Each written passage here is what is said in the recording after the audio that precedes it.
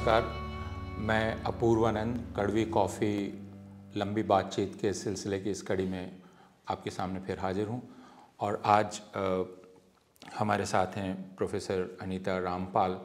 हम लोग पहले भी कड़वी कॉफ़ी की एक कड़ी में बातचीत कर चुके हैं और वह स्कूली किताबों में जो तब्दीलियाँ हो रही थी उनको लेकर। आप सब ये जानते हैं जो कड़वी कॉफ़ी सुनते रहे हैं या देखते रहे हैं कि हम कोशिश करते हैं किसी एक मसले को समझने की, जितने नुक्ते हम खोज सकते हैं उन नुक्तों से, और इसकी हड़बड़ी, इसकी जल्दबाजी नहीं कि हम उस पर कोई राय पहले से दे दें और कोई एक बहस करें, जैसे आजकल बहस कहा जाता है। विचारों की टकराहट बहुत ज़रूरी है, लेकिन उसके पहले समझ कायम करना बहुत ज़रूरी है। तो हमारा मकसद कड़वी कॉफ़ी की जो कड़ियाँ हैं बातचीत की, उसका यही है कि हम एक समझ की भाषा विकसित कर सकें। प्रोफेसर अनीता रामपाल को आप सब जानते हैं। वे शिक्षा के क्षेत्र में जाना हुआ नाम है और उसके चलते बाकी लोगों के लिए भी जाना हुआ नाम है। दिल्ली विश्वविद्यालय में हमारी सहकर्मी रह चुकी हैं। वे विभागाध्यक्ष थीं और डीन और प्रोफेसर थीं शिक्षा विभाग में। उनकी पूरी पढ़ाई और उनका शोध विज्ञान का है, लेकिन वे शिक्षाविद हैं और दिल्ली विश्वविद्यालय यानी विश्वविद्यालय के ढांचे में शिक्षा पर काम करने के पहले और उसके साथ वे उन संस्थाओं और उन प्रयोगों में शामिल रही हैं जिन्होंने भारत में शिक्षा के बारे में सोचने के नए तरीके दिए या नया नज़रिया सुझाया, जैसे Hoshangabad science project, Eklavya. Anita Rampal national curriculum framework 2005 की प्रक्रिया में शामिल रही हैं, उसको नियोजित करने में। उसके अलावा वे कई राज्यों में जो पाठ्यचर्या की प्रक्रियाएं हैं उन प्रक्रियाओं से और पाठ्य पुस्तक की प्रक्रियाओं से जुड़ी रही हैं। शिक्षा की बहसें जो पूरी दुनिया में चल रही है उन बहसों से वे परिचित हैं, उनमें हिस्सा लेती रही हैं और कई जगह उनको एक रुख भी देती रही हैं। इसलिए अनीता रामपाल उन लोगों में सबसे उपयुक्त नाम हैं जिनके साथ हम बात कर सकें स्कूली शिक्षा को समझने के लिए। आज हम जिस विषय पर चर्चा करने जा रहे हैं प्रोफेसर रामपाल, और मैंने आपसे पहले भी कहा था, वह है जिस पर तमाम शोरगुल के भीतर बात नहीं हो रही है, लेकिन जो इस देश के लिए बहुत ही महत्वपूर्ण है क्योंकि हमारे बच्चों से वह बात जुड़ी हुई है। हम नई स्कूली पाठ्यचर्या को लेकर चर्चा करने जा रहे हैं और यह 2023 की राष्ट्रीय स्कूली पाठ्यचर्या है। यह इसलिए बहुत महत्वपूर्ण है कि इस पाठ्यचर्या के आधार पर पाठ्यक्रम का निर्माण होगा और उसके आधार पर नई किताबें बनेंगी। आमतौर पर हमारे ध्यान के केंद्र में किताबें रहती हैं कि स्कूल की किताबों में क्या डाला जा रहा है, क्या हटाया जा रहा है, और उसमें भी हम इतिहास पर बहुत ज़्यादा ध्यान देते हैं कि कोई फला चरित्र है या नहीं, अकबर को महान कहा गया या महाराणा प्रताप को महान कहा गया, लेकिन उसके अलावा भी स्कूली शिक्षा में बहुत कुछ है। तो स्कूली किताबें किस दस्तावेज़ पर आधारित हैं, उस दस्तावेज़ की समझ ज़रूरी है। तो आज हम लोग राष्ट्रीय पाठ्यचर्या 2023 को लेकर यह चर्चा करने वाले हैं, और वह है कि अगले सालों में हमारी स्कूल की शिक्षा किस प्रकार संगठित होगी। उसके लिए जो प्रक्रिया चलाई जाती है वह है, जैसे अंग्रेज़ी में आप नेशनल करिकुलम फ्रेमवर्क बनाने की बात करते हैं, जो स्कूली और हिंदी में स्कूली पाठ्यचर्या का एक ढांचा बनाने की प्रक्रिया है। इसमें 3 शब्द हैं, नेशनल करिकुलम फ्रेमवर्क, और आप इसके पहले, जैसा मैंने कहा कि कई राज्यों में इस प्रक्रिया से जुड़ी रही हैं, और राष्ट्रीय स्तर पर 2005 में जो स्कूली पाठ्यचर्या बनी थी उस प्रक्रिया में आप उसके केंद्रीय समूह में थी और एक समूह का नेतृत्व कर रही थी उसके भीतर। तो सबसे पहले हम ये समझने की कोशिश करेंगे कि क्यों हमें स्कूली पाठ्यचर्या पर बात करनी चाहिए और क्यों हमारे लिए ये महत्वपूर्ण है? क्योंकि स्कूल एक बहुत लंबा समय है जिसमें एक औपचारिक रूप से बच्चे आते हैं और एक बुनियाद बनती है। केवल यही नहीं कि वो कुछ विषय या कुछ शिक्षा की बुनियाद, शिक्षा में हमारे लिए और बहुत सारी चीज़ें जुड़ती हैं। एक दूसरे को समझने की बुनियाद कैसे बनती है, एक दूसरे के साथ अपना योगदान देना, और फिर अपने से हटकर, और जो मैं ये सब कह रही हूँ हमारी पहले की पॉलिसीज़ में निहित था कि शिक्षा जो है वो अपने से हटकर आप दुनिया को देखना, दूसरों को देखना और समझना, समाज को समझना। तो ये, और फिर उसके लिए अपना कुछ योगदान दे पाना, तो ये शिक्षा का एक मकसद माना गया है। और इसलिए इन 11 सालों में या 12 सालों में जब वो स्कूल में होते हैं, वो क्या सीख रहे हैं जिसमें कि उन्हें लगता है कि वास्तव में, क्योंकि उनकी भी एक उसमें एक अवधारणा बननी चाहिए कि हम कुछ सीखे, हमने कुछ जाना, और वो हम पर बोझ की तरह नहीं था। तो इसलिए ज़रूरी है कि हम ये क्या सीखें, इसका तय कैसे करें, कैसे तय होता है। और ये हम जानते हैं, हमारी सब जो थियोरीज़ हैं वो बताती हैं कि शिक्षा की जो जड़ है वो हमारी अपनी समाज में है, संस्कृति में है, कल्चरल हम कहते हैं उसकी रूट्स हैं। क्या ज्ञान हम रचते हैं या जो समझ हम बनाते हैं वो भी वहीं से आता है।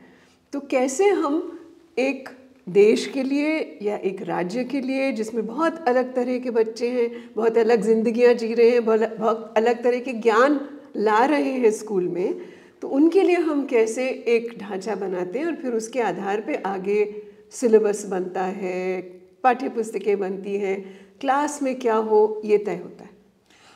तो क्या हम ये समझें, जैसा कई बार लोग ये समझते हैं कि दरअसल स्कूली पाठ्यचर्या जो बनती है वह सब कुछ बतला देती है कि क्लास के भीतर क्लास की गतिविधियां कैसे नियोजित होंगी, स्कूल का पूरा दिन कैसे संगठित होगा और नियोजित होगा, यानी हर एक गतिविधि के बारे में क्या ब्यौरे पाठ्यचर्या में रहते हैं, क्या उसके लिए निर्देश पाठ्यचर्या में रहते हैं, उनको कैसे किया जाए यह पाठ्यचर्या में बतलाया जाता है। हम उसे फ्रेमवर्क क्यों कहते हैं, हम उसे ढांचा क्यों कहते हैं? दूसरा यह जो हिंदुस्तान में एक समझ है, जब हम राष्ट्रीय पाठ्यचर्या की बात करते हैं तो और यह समझ नई नहीं है, बहुत पहले भी मुझे याद है कि 2005 के बाद भी अक्सर यह चर्चा होती रही है कि हमें पूरे राष्ट्र के लिए एक रूप पाठ्यचर्या बनानी चाहिए। ऐसा नहीं होना चाहिए कि हम गणित कहीं और किसी तरीके से पढ़ा रहे हैं और दिल्ली में किसी और तरीके से पढ़ाएं, झारखंड में किसी और तरीके से, तमिलनाडु में किसी और तरीके से। एक रूपता रहनी चाहिए। ये फ्रेमवर्क है, प्रारूप है। पाठ्यचर्या अलग होगी जो आगे, जिसके आधार पे फिर सिलेबस बनेगा। और अभी जैसे केरल ने अपनी फ्रेमवर्क भी अपना बनाया है, केरल स्टेट करिकुलम फ्रेमवर्क, तो उन्होंने पाठ्यचर्या का प्रारूप बनाया है। उसके बाद उसके आधार पर अब कुछ किताबों का, कुछ सालों, कुछ ग्रेड्स के किताबों का अलग सिलेबस बनेगा और उनकी किताबें बनेंगी। तो एक रिश्ता है, ये समझना हमारे लिए बहुत ज़रूरी है। पाठ्यचर्या का प्रारूप, पाठ्यचर्या, फिर पाठ्यक्रम और फिर पाठ्यपुस्तक। हाँ, पाठ्यचर्या पाठ्यक्रम अक्सर एक ही तरह से यूज़ होता है। हिंदी में हम लोग अलग करने की कोशिश करते हैं, पाठ्यक्रम को सिलेबस के लिए इस्तेमाल करते हैं। अच्छा। और पाठ्यचर्या को करिकुलम के लिए इस्तेमाल करते हैं। तो क्या राष्ट्रीय पाठ्यचर्या में राष्ट्रीय क्या है, और ये जो सवाल मैंने पहले आपसे किए, इन सवालों को हम किस तरह समझें? हाँ, ये दरअसल बहुत ज़रूरी समझना है। ये सवाल बहुत हमारे लिए ज़रूरी है क्योंकि बार बार ये सवाल आता है, लोग पूछते हैं, टीचर हो, बच्चे हो, कि क्यों एक करिकुलम क्यों नहीं है। और लोगों ने ये फ़र्क देखा नहीं है कि एक पाठ्यचर्या या एक पाठ्यचर्या की रूपरेखा, इनमें क्या अंतर है। तो नेशनल करिकुलम फ्रेमवर्क जब 2005 में बन रहा था, एक तो उसमें देश भर से लोग आए थे और ज़रूरी नहीं कि वो सिर्फ एजुकेशन की संस्थाओं से आए हों, कई विषयों के लोग, कई ऐसे संस्थाओं में जो ज़मीनी स्तर पे काम कर रहे हैं, स्वयंसेवी संस्थाएं, तो बहुत पर्यावरण पे काम कर रहे हैं। बहुत अलग अलग तरह के लोग आए थे जो अलग समितियों में थे, और ये समझ बनाना कि हम किसको मानते हैं एक फ्रेमवर्क, और वो फ्रेमवर्क की जो दस्तावेज है, जो NCF 2005 जिसको कहते हैं, वो दस्तावेज ये कहता है कि ये कभी भी कोई एक तरह की एक समरसता, मतलब एक तरह का एक कोई यूनिफॉर्मिटी नहीं तय कर रहे हैं, और कोई भी चीज़ जो एक केंद्रीकरण नहीं हो रहा है पाठ्यक्रम का, इसको ना हम माने। और ये केवल एक गाइडलाइंस हैं, ये केवल एक ऐसी समझ जो एक साथ लोग बना रहे हैं कि वो कौन से प्रिंसिपल्स रहे जिसके आधार पे फिर हर स्टेट अपना पाठ्यक्रम बनाए और उसके आधार पे काम। लेकिन ये शिकायत बहुत लोग करते हैं, आप चाय ले सकते हैं नीता जी, कि इससे तो एक अराजकता आ जाएगी कि हर राज्य अपना तरीका तय करेगा, हर राज्य अपनी पाठ्यचर्या तय करेगा, इससे अराजकता आएगी, एक रूपता टूट जाएगी। लेकिन आपने स्वयं वायर में जो लेख लिखा या उसके पहले जो लेख लिखे, और 2005 की पाठ्यचर्या में जब आप काम कर रही थी और उसकी बहसें चल रही थी, तब हमने ये देखा था कि इसका एक कानूनी पक्ष भी है कि राष्ट्रीय पाठ्यचर्या हम बनाते हैं। तो आपने कहा कि भारत एक संघीय गणराज्य है और उसमें शिक्षा समवर्ती सूची में है, तो यानी राज्यों को भी यह तय करने का अधिकार है कि उनके यहाँ शिक्षा का कार्यक्रम या शिक्षा की गतिविधि कैसे चले। और इसलिए राष्ट्रीय पाठ्यचर्या जब बनती है तो जैसा आपने कहा कि वह सिर्फ कुछ दिशा निर्देशक सिद्धांतों को प्रस्तावित करती है, और राज्यों को इस बात की छूट होती है कि वे अपने लिए राष्ट्रीय पाठ्यचर्या चलाएं। लेकिन क्या फिर उसके चलते अराजकता नहीं आएगी? ये अराजकता नहीं है, क्योंकि जैसे मैंने कहा, शिक्षा क्या है? अगर आप अपने आसपास के पर्यावरण से समझ रहे हैं किसी चीज़ को, किसी भी अवधारणा को, और फिर अपनी समझ बना रहे हो, तो इसलिए ज़रूरी है कि कोई एक ऐसी चीज़ नहीं हो जो कहीं ऐसे आ जाए ऊपर से, जिससे आपका कोई एहसास, अनुभव और आपका अपना ज्ञान जो जिसमें आप रच सकते हैं, वो उसकी कोई गुंजाइश ना हो। तो इसलिए हाँ, हम इसी तर्ज पे हम इसको नहीं मानते, हम असहमत हैं, जबकि दुनिया भर में एक करिकुलम की बात हो रही है आजकल, ये हो रही है। और मुझे इसी पे कई बार लिखने को कहा गया है, और इसके बारे में कि गणित में क्या है, गणित का हमारा इंटरनेशनल करिकुलम क्यों नहीं होना चाहिए। ये बात पहले भी लोगों ने कही है, यानी इस सरकार ने, पिछली सरकार के मंत्रियों ने भी ये कहा कि हम कम से कम गणित और विज्ञान में तो ये कर ही सकते हैं। हाँ, तो आप खुद विज्ञान की विदुषी हैं, तो फिर आप इसके जवाब में क्या कहेंगे? हाँ, क्यों नहीं विज्ञान एक ही तरीके से पढ़ाया जा सकता पूरी दुनिया में? क्योंकि वो कोई ऐसे तर्क नहीं है जो कहीं ऊपर से आ रहे हैं। मतलब विज्ञान भी, हम जैसे मैंने कहा, आप अगर शुरू से आप पानी की भी बात करना चाहें, जैसे हम जब NCERT के लिए चैप्टर्स लिख रहे थे, जो कि NCERT एक सेंट्रल किताब करिकुलम बनाती है, तो पानी का क्या मतलब है? हम एक राजस्थान के मरुस्थल के संदर्भ में लिख रहे हैं, या आसाम के संदर्भ में लिख रहे हैं, या भोजन क्या है? भोजन कोई एक चीज़ नहीं है जिसको हम कह दें कि भाई, इसलिए लोग विज्ञान में कहते हैं ना कि भोजन सिर्फ प्रोटीन्स और फैट्स और कार्बोहाइड्रेट्स और ये है, नहीं है। वो भी एक कल्चरल कॉन्सेप्ट है कि किसको आप भोजन मानते हैं, किसको मैं मानती हूँ, या किसको। तो ये सब चीज़ें, इसलिए विज्ञान भी जब हम पढ़ा रहे हैं, तो विज्ञान में केवल वो ऐसा नहीं है कि उसका संदर्भ ज़रूरी नहीं है, वो संदर्भ से ही जुड़ा है उसकी समझ, और फिर हम उसको थोड़ा जनरलाइज कर सकते हैं, फिर उसका एक ओवरव्यू दे सकते हैं। पर बिना संदर्भ के विज्ञान को, और केवल अब का संदर्भ नहीं, ऐतिहासिक संदर्भ भी, जब कोई एक थियोरी भी बनी, अगर हम कहते हैं कि पृथ्वी का क्या रूप है, वो कैसे जाना हमने कि पृथ्वी एक क्या आकार है उसका भी एक संदर्भ है कि उसका ऐतिहासिक संदर्भ, कहाँ से वो एक समझ बनी, और वो क्या क्या ऐसे प्रमाण थे और क्या नहीं थे प्रमाण, जिसके आधार पे लोगों ने ये थ्योरीज बनाई हैं। एक अजीब किस्म की दुविधा देखी जाती है बातचीत में। एक तरफ तो एक रूपता की मांग है, जिसमें यह कहा जाता है कि विज्ञान, गणित आदि को हम एक ही तरह से पढ़ा सकते हैं। दूसरी तरफ यह कहा जाता है कि ज्ञान में हमारे यहाँ का ज्ञान ज़्यादा महत्वपूर्ण है, यानी ये हमारे यहाँ पैदा हुआ, इसका स्रोत हमारे अतीत में था और वह ज़्यादा महत्वपूर्ण है। अगर इसको और खोल के कहें तो आजकल जिस बात पर बहुत ज़्यादा जोर दिया जा रहा है वह यह कि भारतीय ज्ञान पद्धति एक है और उस भारतीय ज्ञान पद्धति पर जोर देना ज़रूरी है और उस तरीके से पढ़ाना ज़रूरी है। यह दुविधा, यानी गणित विज्ञान एक तरह से पढ़ाया जा सकता है लेकिन दूसरी तरफ ज्ञान पद्धति भारतीय है और इस भारतीयता पर बहुत जोर देने की ज़रूरत है।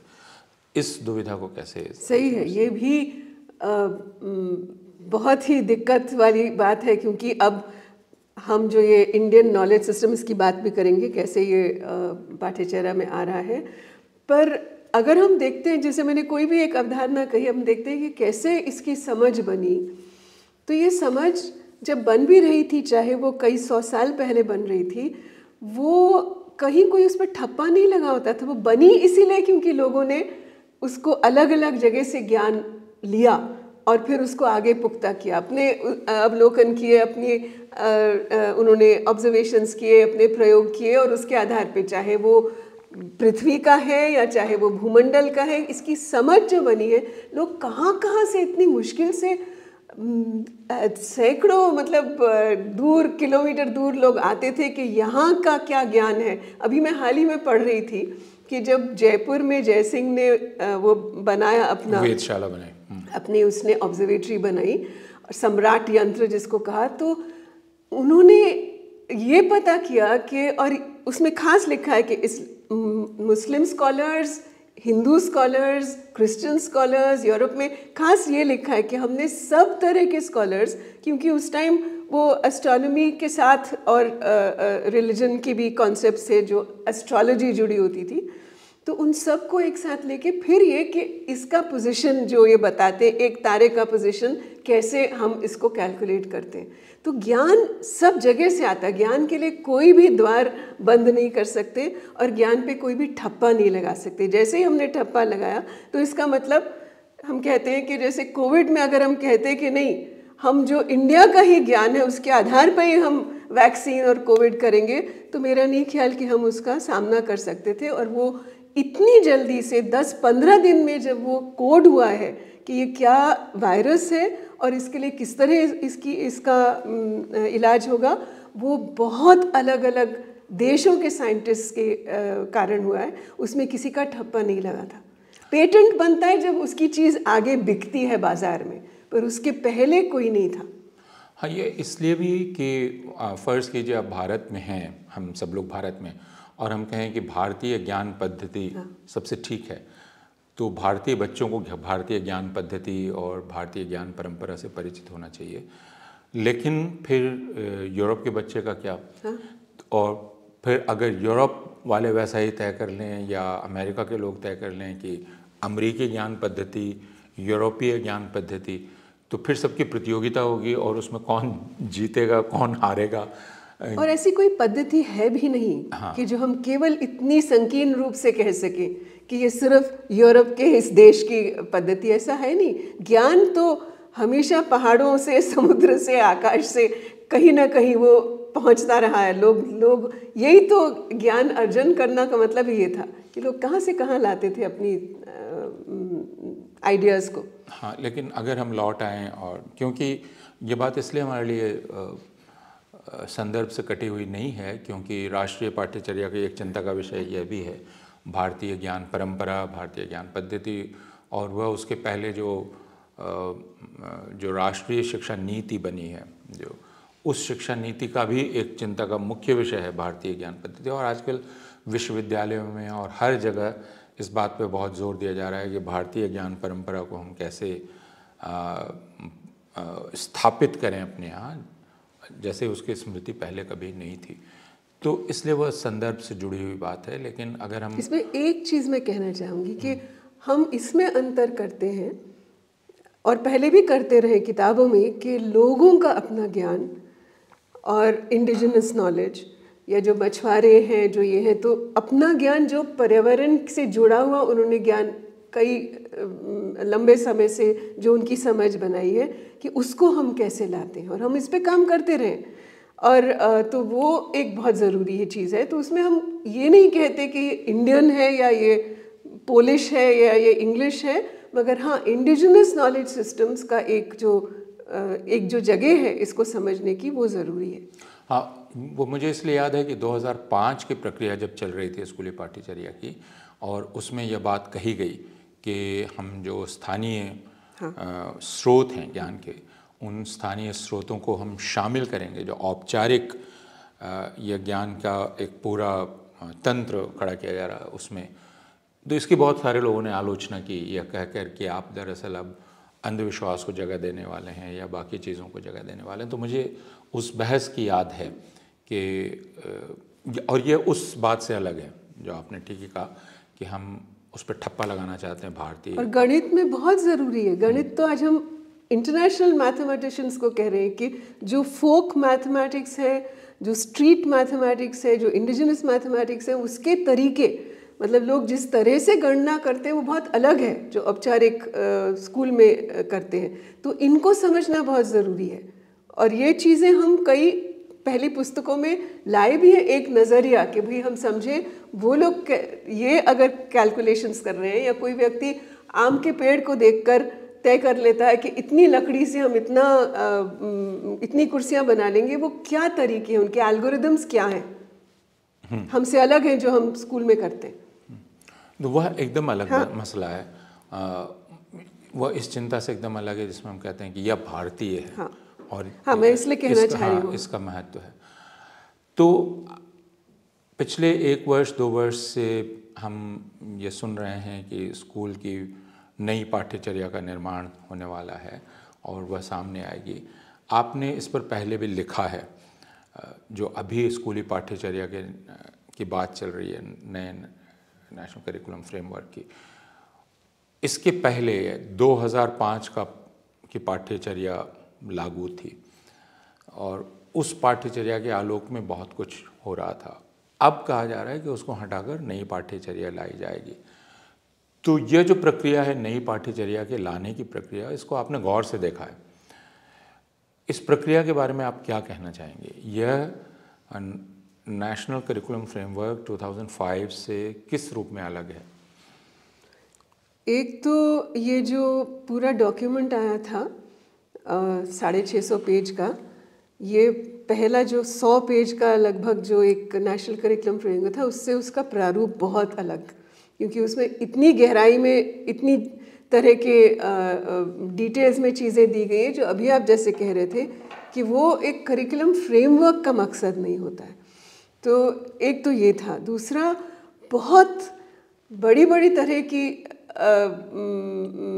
बदलाव लाने के ऐसे बदलाव कहे गए थे कि हम जो स्ट्रक्चरल है कि भाई प्राइमरी को अगर हम मानते हैं कि 5 साल और फिर 3 साल का मिडिल, और राइट टू एजुकेशन ने तो कहा था कि 8 साल का इकट्ठा रखो। स्कूल भी अगर प्राइमरी है तो सबको 8 इयर्स का एलिमेंट्री एजुकेशन रखो, क्योंकि वो उनका एक संवैधानिक हक है कि 8 साल की उनको शिक्षा कैसी मिले। मगर ये अब उसको और विभाजित कर दिया। तो ये कह दिया कि 4 स्टेजेस हैं और अलग अलग नाम दे दिया। अभी तक लोग कंफ्यूज्ड हैं उसको लेके कि क्या मतलब है। फाउंडेशनल 5 साल है, मगर उसमें 2 साल स्कूल के और 3 साल आंगनवाड़ी के, और फिर उसके बाद एक प्रेपरेटरी है। तो प्रेपरेटरी किस चीज़ का प्रेपरेशन है ना, तो नाम ऐसे दे दिए कि वो अब 3 साल जो तीसरी चौथी पांचवी है उसको प्रेपरेटरी स्टेज कह दिया, और फिर मिडिल स्टेज वही है, और फिर जो सेकेंडरी होता था 9-10 और सीनियर सेकेंडरी होता था 11-12, अब उस सबको सेकेंडरी कह दिया 4 साल का।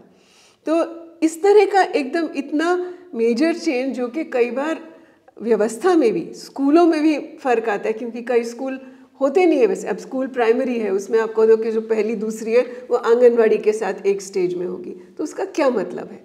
तो ये इस एक पहली ये बात थी कि स्ट्रक्चर में चेंज। दूसरा कि इम्तिहानों में जो बोर्ड के एग्ज़ाम हैं वो कैसे होंगे, उसमें कौन से विषय आप लेंगे, उसमें काफ़ी चेंज दिख रहा है।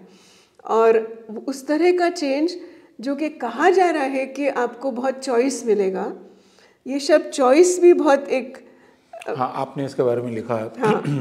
डेक्कन हेराल्ड में आपका लेख पढ़ रहा था, उसके बाद वायर में भी मैं पढ़ रहा था, जिसमें आपने यह जो एक लुभावना शब्द है जिसमें कहा जा रहा है कि आपको चॉइस मिलेगा, आप चुन सकते हैं, आपने उसकी आलोचना की है कि दरअसल यह एक भ्रम है।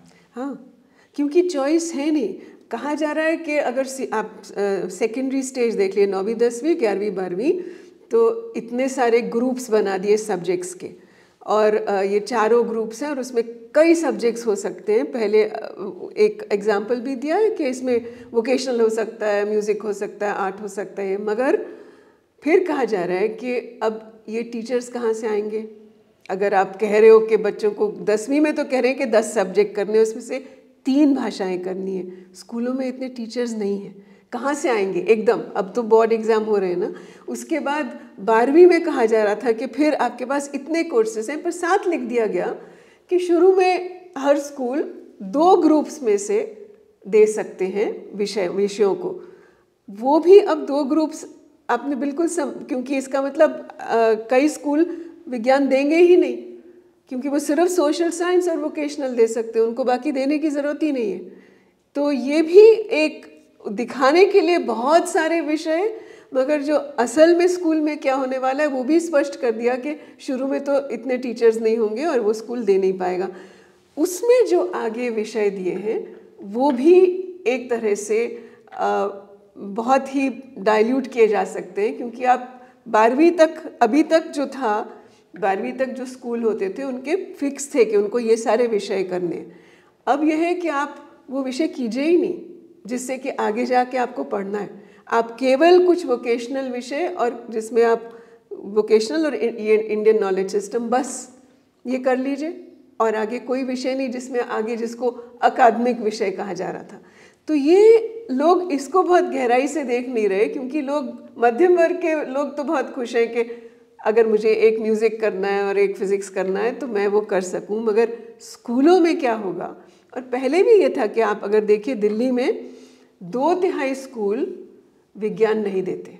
दिल्ली के 2/3 स्कूल, दिल्ली हमारा कैपिटल है, उसमें इतनी बात होती है कि शिक्षा में इतना काम हुआ है, पर आपके पास केवल 300 स्कूल हैं जो विज्ञान देते हैं, गवर्नमेंट स्कूल्स।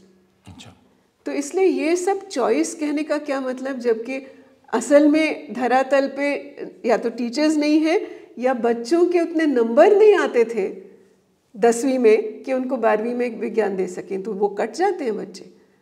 तो जो अगर ज़्यादातर बच्चे, तो उनको हम ऐसी चीज़ें देकर निकाल देंगे। और सबसे जो मुझे NCF में भी और पॉलिसी में सबसे प्रॉब्लमेटिक स्टेटमेंट लगा कि हम इम्तिहानों को आसान कर देंगे, easier, exams will be made easier. हमने कभी ये शब्द नहीं सुना एग्ज़ाम्स के लिए। हम सुनते हैं कि उनको सार्थक करेंगे या उनको ऐसे बोझ नहीं बनाएंगे, मगर ईजियर कर देंगे। तो इसका मतलब कि आप आज की जो प्रक्रिया, हम जानते हैं कि जितने बच्चे कई कोर्सेज जो कि मेन स्ट्रीम कोर्स नहीं है वो कर रहे होते हैं, उनके आज भी जो एग्ज़ाम्स चल रहे हैं, प्रैक्टिकल्स चल रहे हैं, हम जानते हैं कि वो बिल्कुल नाम के लिए, बिल्कुल नाम के लिए। फाइल वो जो बना के लाते हैं, कोई और लिख देता है, वो उनको 30 नंबर प्रैक्टिकल के मिल जाते हैं, एग्ज़ाम में जो सवाल है वो रट के आ जाते हैं।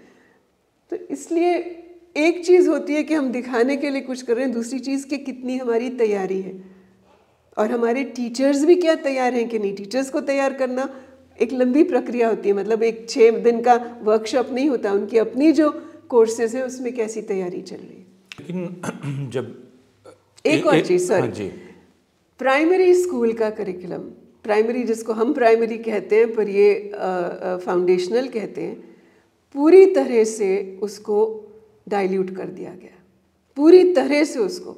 वो किस तरह? क्योंकि अभी तक प्राइमरी स्कूल में आप भाषा, गणित और पर्यावरण अध्ययन, ये 3 एरियाज़ होते थे, फिक्स्ड सब्जेक्ट्स नहीं, 3 एरियाज़। आप इसमें से खूब इंटरडिसिप्लिनरी कर सकते हो, पर पर्यावरण अध्ययन में विज्ञान और सामाजिक अध्ययन, सामाजिक विज्ञान, ये दोनों चीज़ें इंटीग्रेट होती थी। अब ये कह रहे हैं नहीं, सिर्फ फाउंडेशनल लिटरेसी और न्यूमरेसी, भाषा और गणित नहीं कह रहे, लिटरेसी और न्यूमरेसी कह रहे हैं। कहने में भी अंतर है कि आप उसको क्या बना रहे हो। लैंग्वेज एंड मैथमेटिक्स नहीं है जैसे हमेशा कहा जाता रहा, और उसमें EVS है ही नहीं। ये कह दिया जो मैं हैरान हूँ, मैं क्या सब लोग जो इस पे काम करते हैं कि बच्चों के जो कॉन्सेप्ट्स हैं, उनकी अवधारणाएं वो मिडिल स्कूल में जाके बनती हैं। शुरू में तो बस वो एक्सपीरियंस करते हैं, कुछ अनुभव होता है, कुछ ऐसा कॉन्सेप्ट बनाते हैं, कुछ प्रैक्टिकल कॉन्सेप्ट बनाते हैं, पर थियोरेटिकली उनकी समझ मिडिल स्कूल में, मतलब 6वीं 7वीं 8वीं में जाके। ये नई बात है, हमने कभी ऐसा कहीं ना पढ़ा है ना सुना है। और बच्चे की कॉन्सेप्ट तो उसके बोलने से पहले बनता है, मतलब वो बच्चा बोलते तभी है जब उनका कुछ कॉन्सेप्ट बनता है उसको लेकर। तो ये क्या मतलब कि वो कॉन्सेप्ट, तो हम इसलिए साइंस नहीं कराएंगे, हम सोशल स्टडीज़ नहीं कराएंगे, वो 11 साल के हो जाए उसके बाद हम कराएंगे। तो ये सब डिसीजंस कैसे लिए गए हैं, कैसे डाइल्यूट किए गई हैं चीज़ें, क्योंकि प्राइवेट स्कूल जो चाहे कर लें, जो ज़्यादातर बच्चे जो गवर्नमेंट स्कूल में आएंगे वो तो इसी से तय होगा कि वो क्या कर रहे हैं, आगे जाने का उनका क्या रास्ता है। तो दो बातें हैं, हर जो शिक्षा का दस्तावेज़ बनता है और स्कूली पाठ्यचर्या बनती है, उसका आधार है कि वह उसके पीछे बच्चे की समझ क्या है, बच्चे को वो किस रूप में वह दस्तावेज़ देख रहा है, और दूसरे के स्वयं शिक्षा के कौन से सिद्धांत हैं जिन सिद्धांतों के आधार पर वह बन रहा है। अगर इन दोनों चीज़ों को आप ध्यान में रखें, जैसे पहले आपने बतलाया कि अगर इस दस्तावेज़ को पढ़ें तो बच्चे की एक अजीब व गरीब समझ है, यह दस्तावेज़ कहता है कि बच्चा अवधारणा विकसित करता है एक लंबे वक्त के बाद। तो अवधारणा की भी कौन सी अवधारणा है इस दस्तावेज़ में, एक सवाल यह है। बच्चा क्या है, वो ये बच्ची क्या है, वो कैसे समझती है चीज़ों को, और इसकी क्या समझ है इस दस्तावेज़ में, और दूसरे की शिक्षा के कौन से सिद्धांत हैं। क्योंकि NCF या नेशनल करिकुलम फ्रेमवर्क 2005 के वक्त इस पर काफ़ी बहस हुई थी कि हम शिक्षा के किन सिद्धांतों को लेकर ये दस्तावेज़ बना रहे हैं। अगर इन बातों को ध्यान में रखें तो नए दस्तावेज़ को कैसे देख रही हैं आप? नए दस्तावेज़ में जो ये समझ है कि बच्चे सीखने की प्रक्रिया एक सामाजिक प्रक्रिया है, तो बच्चे अकेले लर्नर नहीं है, वो एक दूसरे से या औरों से अपने आसपास सीखते हैं, तो वो सोशल प्रोसेस है। और एक कंस्ट्रक्टिविस्ट प्रोसेस है कि बच्चे रचते हैं अपना ज्ञान। तो बच्चे केवल बच्चों को जानकारी दे दो तो वो उनका ज्ञान नहीं है, वो अपना ज्ञान रचेंगे और उसके लिए क्या प्रक्रिया होगी, उनकी अपनी कुछ वो अवधारणाएं लेके आएंगे। उसमें अगर कुछ और चीज़ बदलनी है, क्योंकि कई चीज़ें बहुत इंट्यूटिव होती हैं कि हम देखते हैं कोई चीज़ नीचे गिर रही है तो हमें कभी नहीं एहसास होता कि कोई ऐसा बल है जो कि उसको अपनी तरफ खींच रहा है, और वो बहुत एब्स्ट्रैक्ट चीज़ है, बहुत अमूर्त है, बड़े बड़ों को हमको नहीं ये समझ आती। तो वो चीज़ें कैसे, जो कि बहुत काउंटर इंट्यूटिव हैं, उसकी समझ किस स्टेज पे बनती है। तो अवधारणाएं भी कुछ बहुत अमूर्त होती हैं और कुछ डायरेक्टली बनती हैं, मगर बच्चे अवधारणाएं शुरू से पहले दिन से बनाते हैं, जब बोलना सीखते हैं उस अवधारणा के आधार पर ही बोलते हैं। और इसलिए ये कहना कि नहीं बच्चों की थियोरेटिकल कॉन्सेप्ट्स तो सिर्फ मिडिल स्कूल में कराए जाएंगे, ये बहुत ही हमारे लिए चिंताजनक है, क्योंकि ऐसे बच्चे सीखते नहीं है। तो पूरा जो एक कंस्ट्रक्टिविस्ट फ्रेमवर्क था, जो एक सामाजिक रूप है सीखने का, वो हमको इसमें नहीं दिख रहा है। नहीं, कंस्ट्रक्टिविज़म को आप थोड़ा और समझाइए, इसलिए कि हालांकि 2005 का आधार था वह, लेकिन हमें ऐसा लगा उसके बाद के 10 वर्षों में भी और अब तक कि उसको कायदे से समझा नहीं गया। अध्यापकों ने भी नहीं समझा, समाज के समझने की तो बात ही नहीं है, और जो व्यापक मीडिया है जो लोगों तक एक समझ पहुंचाता है, उसे भी इसकी समझ नहीं बनी। तो इससे आप थोड़ा समझाएं कि यह क्या है। इसका ये हमारा मतलब है कि जैसे मैंने कहा, टीचर या कोई भी व्यक्ति बहुत सुंदर से कुछ आपको भाषण दे दे, आपको प्रयोग करके भी दिखा दे। मतलब जैसे मैंने कितनी बार दिल्ली के स्कूलों में और स्कूलों में देखा है कि टीचर्स बहुत मेहनत करके प्रयोग करते हैं और पानी गर्म करके फिर दिखाते हैं कि ऊपर कुछ प्लेट रखी है, तो कहते हैं देखो ये पानी वाष्पित हो गया, ये वाष्प बना, फिर ये फिर से कंडेंस हो गया। हमने दिखा भी दिया, पर ज़रूरी नहीं कि वो बच्चे समझ जाएंगे उस उम्र पे। तो इसलिए बच्चे क्या समझेंगे, क्योंकि बच्चों के लिए हवा और वाष्प में कोई अंतर नहीं है। क्या है ये, पानी एकदम हवा बन सकता है, ये कॉन्सेप्ट बहुत अमूर्त है। तो इसको टाइम लगता है, मतलब इसको टाइम लगता है कि कैसे हम ये समझते हैं कि सीधा कहने से नहीं होता कि जी पानी तो है, 3 अवस्थाओं में पाया जाता है, बर्फ़ में, ठोस, तरल और वाष्प। ये सिर्फ बताने से किसी बच्चे की समझ ना इंडिया में ना किसी और देश में बनती है। और सारे रिसर्चेस हमको बताते हैं कि ऐसे हवा को लेके भी, कि हवा में हम कहते हैं कि प्रदूषण है, पर क्या है, हवा भी कई गैसेस हवा में है, इसकी समझ 14 साल पे, कई बार 15 साल पे ऐसे बनती है कि जो बहुत अमूर्त कॉन्सेप्ट्स है, या ग्रेविटी को लेकर मैं साइंस या मैथ्स के कॉन्सेप्ट्स आपको ले रही, उसी तरह सरकार क्या है, बहुत छोटे बच्चे को ये आप कुछ भी उनको बता दीजिए ऐसे बनती है, ये इलेक्शन होता है, ये वो समझ नहीं बनती जब तक किसी और संस्था को नहीं देखते कि संस्था का मतलब क्या है, और फिर उसके आधार पे वो और बहुत अमूर्त रूप से ऐसी संस्थाओं को समझे जिनको वो उनके सामने नहीं है। तो कॉन्सेप्ट्स का डेवलपमेंट सिर्फ बताने से नहीं होता है। तो वो कैसे होता है, तो वो कैसे मौके मिलते हैं हमको कि बच्चे को सोचने का मौका मिले, बच्चे को एक दूसरे से बात करने का मौका मिले, बच्चे को कोई चित्र देखकर उस पर अपनी टिप्पणी करने का मौका मिले, और उस डिस्कशन से उसकी समझ बनती जाए, और जो उसकी एक ही अवधारणा को लेके जो उसकी समझ 8 साल पे बनी होगी, वो 11 साल पे जाके, जैसे मैंने कहा हवा, पहले हवा शायद उसके लिए ये है कि पत्ते हिल रहे हैं तो हवा चल रही है, कमरे में हवा है नहीं, मैंने बच्चों से पूछा आपके बैग में हवा है नहीं है ना, तो ये कहाँ से कॉन्सेप्ट बनेगा, तो ये कॉन्सेप्ट भी तब बनेगा जब उसको मौका मिलेगा। तो ये मौका स्कूल में मिलना चाहिए, ये मौका मिलना चाहिए जो गतिविधि आप कर रहे हो। तो इसलिए मैंने कहा केवल एक एक्सपेरिमेंट कर दिया मतलब नहीं कि कॉन्सेप्ट बन गया, पर वो कॉन्सेप्ट बनने की प्रक्रिया में और कैसे समय के साथ उसको जो उसके अपनी अवधारणाएं किसी भी एक चीज़ को लेके वो कैसे बदलती जाती है, उसका एक हम उसको कहते हैं स्कैफोल्डिंग, मतलब उसको एक तरीका मिलता है उस समझ को आगे जाके गठित होने का, आगे बनने का और परिष्कृत होने का। तो अब अगर इस बात को ध्यान में रखें, और जो शुरू में हम लोग चर्चा कर रहे थे शिक्षा का मकसद, जिसमें आपने कहा कि उसका मकसद है खुद से हटकर इस दुनिया को, इस परिवेश को समझना और उससे अपना रिश्ता तय करना। लेकिन पिछले कुछ वर्षों में भारत में जो शिक्षा का मकसद समझा जाने लगा है वह यह कि शिक्षा को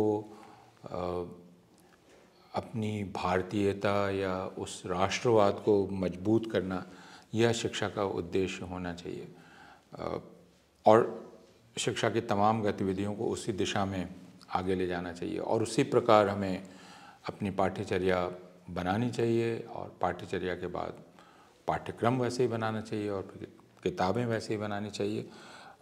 तो उसमें जो चयन करना है, यानी जो चीज़ शामिल करनी है और जो चीज़ अलग करनी है, नहीं शामिल करनी है, वो दोनों इस मकसद को लेकर है। तो हम एक बार और ठीक से समझना चाहेंगे कि स्कूली शिक्षा का मकसद क्या है, वो करना क्या चाहती है, और उस मकसद को ध्यान में रखकर फिर हमें सब कुछ संगठित करना है। तो इस बात को हम फिर समझना चाहेंगे, और वह नई राष्ट्रीय पाठ्यचर्या का जो दस्तावेज़ है उसमें वह चीज़ कहाँ आती है, किस प्रकार दिखलाई पड़ती है? शिक्षा का मकसद, मैं ये कह रहा हूँ, उद्देश्य। शिक्षा का मकसद बहुत ज़्यादा आता नहीं है, ना पॉलिसी में इतना आ रहा है, बहुत हल्के से कुछ कह दिया, हाँ कुछ कह दिया कि हम ट्रूली ग्लोबल सिटीजन्स बनाएंगे और ट्रूली ये करेंगे, मतलब कहीं जिस तरह से मकसद को हम समझते हैं वो ना हमको पॉलिसी में उस तरह दिखता है, ना पाठ्यचर्या में दिखता है। कहने का मतलब कुछ अलग हो सकता है, जैसे सिर्फ कह दिया, पर कैसे हमको दिख रहा है। जैसे मैं कह रही हूँ आपको कि 52 में जो हमारा Mudaliar secondary commission, education commission की, वो बहुत गहराई में इन चीज़ों में जाते थे। मतलब एक तो क्योंकि उसकी बुनियाद थी कि नई तालीम जैसा एक तरीका हो जिसमें कि वर्क, कोई काम जो हो वो माध्यम हो सीखने का, और हर चीज़ को वो उस तरह देख रहे थे। वो कहते थे कि डिसिप्लिन कोई उधर से नहीं आ सकता कि आपने नियम बना दिए, टीचर ने डिसिप्लिन कर दिया। जब बच्चे किसी काम में जुड़ेंगे एक साथ, और उस काम का मकसद होता है, आप कुछ करते हो ये नहीं कि नंबर लेने के लिए कोई सुंदर चीज़ बना दी, पेंटिंग बना दी, कोई प्रोडक्टिव वर्क है, तो उस काम में जब जुड़ेंगे वो लोग, चाहे वो एक डिस्पेंसरी चला रहे हैं या कुछ बना रहे हैं, तो उस काम में एक साथ काम करने से डिसिप्लिन बनता है, एक स्व अनुशासन बनता है, और इस पे वो जोर दे रहे थे। या जैसे वो पेट्रियटिज्म आपने कहा ना कि क्या मतलब राष्ट्रवाद, वो राष्ट्रवाद भी और राष्ट्र प्रेम में भी कुछ अंतर समझना कि हम अगर अपने देश से प्रेम कहते हैं कि प्रेम करें, तो हमको बहुत ही क्रिटिकल होके देखना है हर चीज़ को, क्योंकि सिर्फ जिंगोइज्म करके हम कह दें मेरा देश सबसे बड़ा, मेरा देश सबसे महान, तो हम वो चीज़ें देख ही नहीं पाएंगे जिनको हमको बदलना है। ये पॉलिसी हमारा कमीशन कह रहा है कि अगर आप चाहते हैं वास्तव में कि आप कुछ बदलाव ला सकें, जो जिस दिशा में आप ले जाना चाहते हो, चाहे आप कहते हो कि समाज में बदलाव या लोगों की को जिस तरह की सुविधा मिल रही है उसमें बदलाव, या हेल्थ में हम किस तरह से चाहते हैं लोग, तो उसके लिए हमारी नज़र पैनी हो कि हम भी क्रिटिकली कुछ देख सकें। और ये मुझे लगता है बहुत इम्पोर्टेंट है कि 52 देश आज़ाद हुआ है, उसके बाद से ये एक समझ बना रहे हैं कि नहीं नहीं, सिर्फ नारों पे मत जाइए, जिंगोइज्म में मत जाइए, शिक्षा को इस लेवल तक बच्चों को रूबरू होना चाहिए कि वो देख सके अपने आसपास समाज को भी। मुदलियार आयोग इसलिए मुझे बहुत महत्वपूर्ण लगता है कि उसमें भाषा की शिक्षा पर ख़ास ध्यान दिया गया है, और मुदलियार साहब ने लिखा है उसमें कि भाषा की शिक्षा इसलिए बहुत महत्वपूर्ण है क्योंकि हम एक जनतंत्र हैं और जनतंत्र के रूप में अपने आप को विकसित और परिष्कृत करना चाहते हैं। तो ये तमीज़ लोगों में हो सके कि वे झूठ और सच में फ़र्क कर सकें, क्योंकि वे लिखते हैं मुदलियार कि जनतंत्र में इस बात का ख़तरा हमेशा होता है कि एक लफाज अपने वाक कौशल के आधार पर कब्जा कर लेगा लोगों के दिमाग पर। तो इसलिए भाषा की शिक्षा ज़रूरी है कि वे समझ पाएँ कि इसमें सच क्या है, झूठ क्या है, दोनों को अलग कर पाएँ। तो यह एक मकसद है शिक्षा का, यानी आलोचनात्मकता विकसित करना। क्या यह इस नए दस्तावेज़ में है? ट्रांसफॉर्मेशन के लिए, बदलाव के लिए, कि अगर आप बदलाव लाना चाह रहे हैं अपनी ज़िंदगी में, अपने आसपास सब में, सिर्फ अपना ना सोच के, तो वो प्रक्रिया क्या होगी, तो आप उसको उस नज़रिए से देख सको, उसको अभिव्यक्त कर सको, और फिर मिलकर कहीं, तभी मैंने कहा वो ये नहीं है कि मैं अकेली बस मैंने ये प्रोजेक्ट कर लिया, ये नंबर हासिल कर लिए, नहीं, कहीं भी वो नहीं था। तो वो एक मिलकर जो एक सामूहिक प्रक्रिया है उसमें, और वही हमको कंस्ट्रक्टिविज्म, वही चीज़ कहती है हमारी थियोरी कंस्ट्रक्टिविज्म, जो कि जो आप अकेले समझते हो, जब आप उसका नॉलेज का कंस्ट्रक्शन मिलकर करते हो, तो सबके अकेलेपन से कहीं ज़्यादा गहरी समझ बनती है। लेकिन फिर भी अगर हम एक इस प्रकार की प्रक्रिया चलाएंगे तो उसके कुछ आधारभूत सिद्धांत होंगे, या ख़ुद हमारा एक ढांचा होगा जिसके भीतर हम वो काम करेंगे। और या आपने जो आरंभिक आलोचना की थी, जब इसके लिए लोगों से राय मांगी जा रही थी, राय शुमारी हो रही थी, तो उस वक्त आपने डेक्कन हेराल्ड में एक लेख लिखा था जिसमें आपने कहा था कि जो बिंदु दिए जा रहे हैं कि आप इनमें से चुनिए कि क्या करना है, और उसमें एक भ्रम है कि लोगों को यह एहसास दिलाया जा रहा है कि आप सबकी राय शामिल कर ली जाएगी, तो जनतांत्रिकता का एक भ्रम है।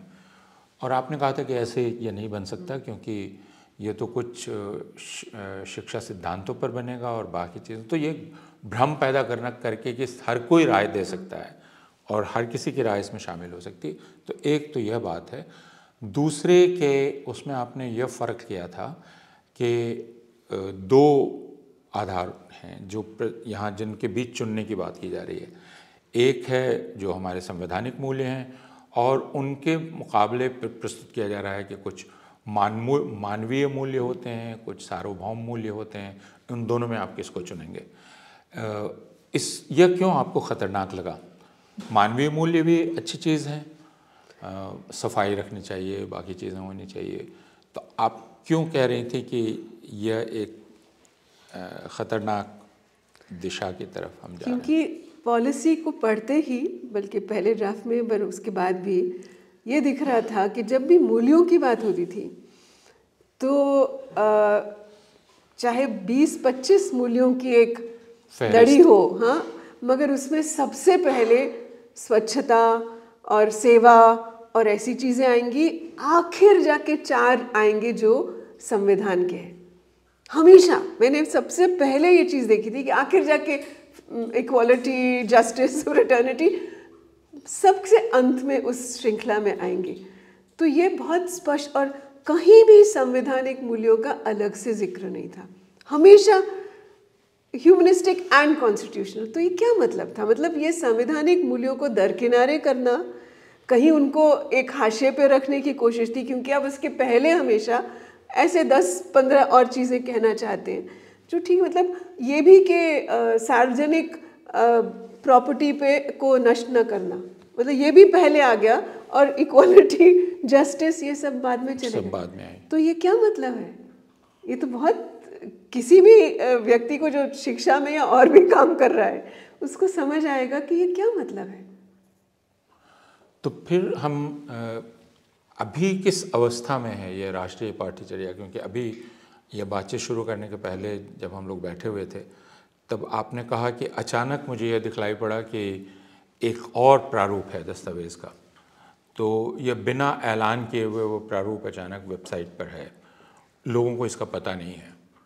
तो यह प्रक्रिया बिल्कुल ही अपारदर्शी है और मनमाने तरीके से चल रही है। कैसे देख रही हैं आप?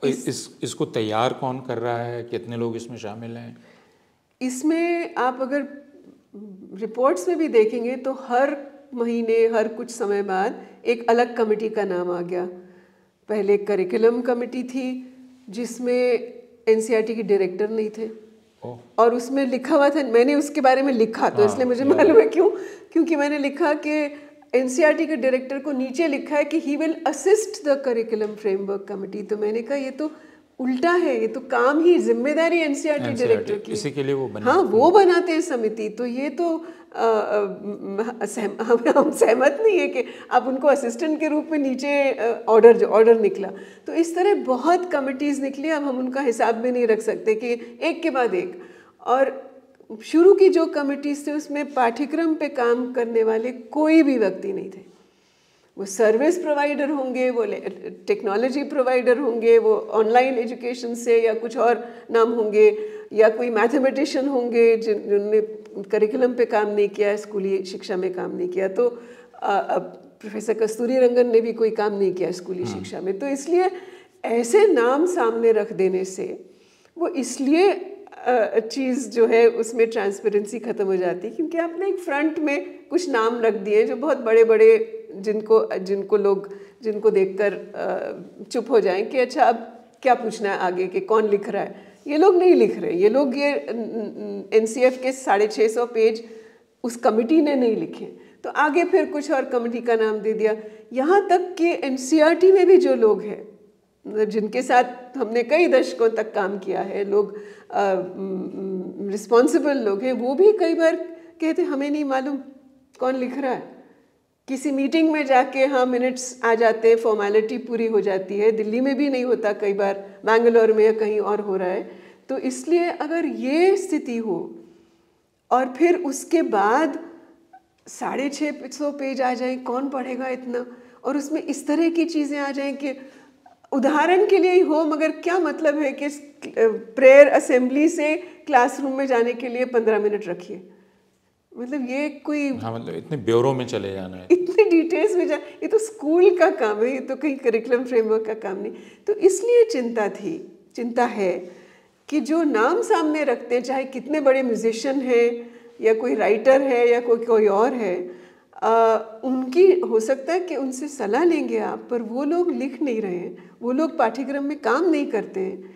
तो वो कौन लोग हैं जो लिख रहे हैं? पाठ्यपुस्तकों के साथ भी यही हुआ है, जो अभी पहली और दूसरी की बनी है उसमें भी यही हुआ है कि हमें पता नहीं है, हमें पता नहीं है। लिखे हैं वहाँ बहुत सारा लोगों के नाम, मगर जो कोऑर्डिनेटर है जिसने एक पुस्तक को कन्वीन किया था, वो कहते हैं कि जो उन्होंने कन्वीन किया बाद में जो निकल गया उसमें बहुत फ़र्क है। तो आखिर में मैं यह जानना चाहूँगा प्रोफेसर रामपाल कि क्यों हम लोगों को राष्ट्रीय स्कूली पाठ्यचर्या को लेकर या स्कूली पाठ्यचर्या को लेकर चिंतित ही होना चाहिए। ये काम कुछ समझदार लोग कर रहे हैं, वे करेंगे और जैसा सरकार तय कर देगी वैसे बच्चे पढ़ेंगे। और लोग हमेशा ये कहते हैं कि सरकार बदलती है तो हर सरकार को इसका हक है कि अपने मुताबिक शिक्षा चलाए। पिछली सरकार अपनी तरह से चला रही थी, यह सरकार अपनी तरह से चला रही है। आप इसके बारे में, इस तरह के रवैये के बारे में क्या कहना चाहेंगे और हमें कैसे फिर सोचना चाहिए?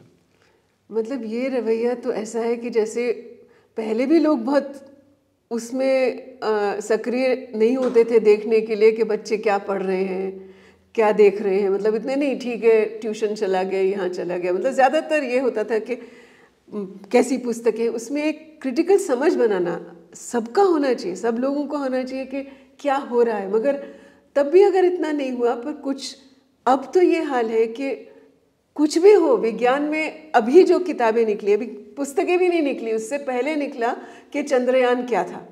और क्योंकि सरकार ने ऑर्डर किया कि गवर्नमेंट की अचीवमेंट्स पे आप एनसीईआरटी ये पुस्तकें हर बच्चे को दें, तो प्राइमरी लेवल पे, सेकेंडरी लेवल पे अलग अलग पुस्तकें बनी। बहुत गलतियाँ, विज्ञान भी गलत, और वैज्ञानिकों ने लिख के उसकी टिप्पणी की कि ये गलत है।